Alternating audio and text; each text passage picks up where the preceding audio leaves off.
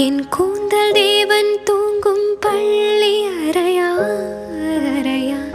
மலர் சூடும் வயதில் என்னை மறந்து போவதுதான் முறையா?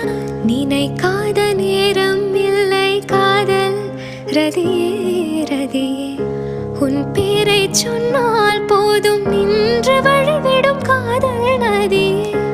என் சுவாசம் உன் மூச்சில், உன் வார்த்தையின் பேச்சில், 5-6 நூற்றாண்டு வாழ்வோம் என் வாழ்வேவா. மலர்களே மலர்களே இது என்ன கனவா?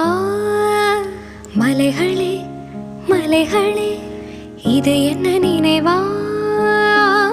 உருகியது